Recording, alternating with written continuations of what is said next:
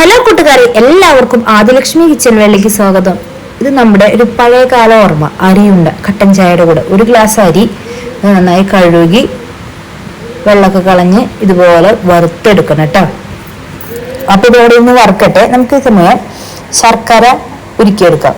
ശർക്കര എടുത്തിട്ടുണ്ട്. ഒരു 3 പല്ലം ശർക്കര കുറച്ച് വെള്ളം ഒഴിച്ചിട്ട് ഉരുക്കിയെടുക്കുക. ഈ സമയം നമ്മൾ അരി നന്നായിട്ട് വറുത്ത് പൊട്ടണം.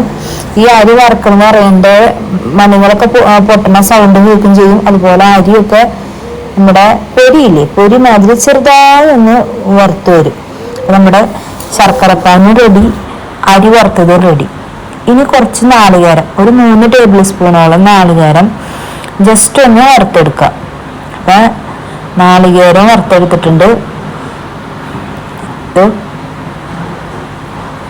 അരി പൊടിച്ചത് നന്നായി ഫസ്റ്റത്തെ നന്നായി നൈസ് പൊടിയാക്കുക. രണ്ടാമതിൽ ജീരകവും ഏലക്കയും ചുക്കും പൊടിയും ചേർത്ത് പൊടിച്ചെടുക്കുക. അത് ജസ്റ്റ് ലൈറ്റ് പുട്ടുപൊടി പോലെ പൊടിച്ചെടുക്കുക.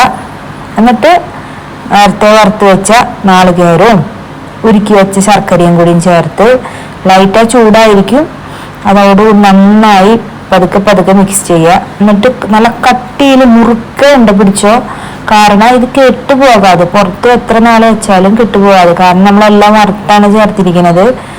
അതുപോലെ ഈ ശർക്കര നാളികേരം വറുക്കാതെ ചേർത്ത് കഴിഞ്ഞാൽ 2 ദിവസം എന്താ പുറത്തിരിക്കുള്ളൂ, അത് കെട്ടുപോയിടും.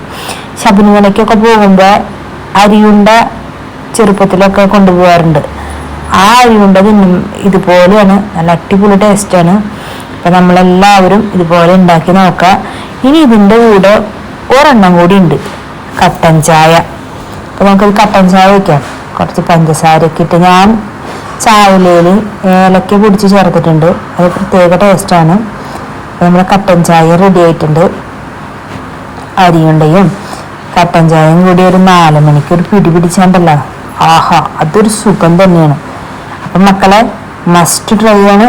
നിങ്ങളെല്ലാവരും മിസ് ചെയ്യാതെ ഇതുപോലെ ഉണ്ടാക്കി പഴയ ഓർമ്മകളിലേക്ക് ഒന്ന് തിരിച്ചു പോയിക്കോ.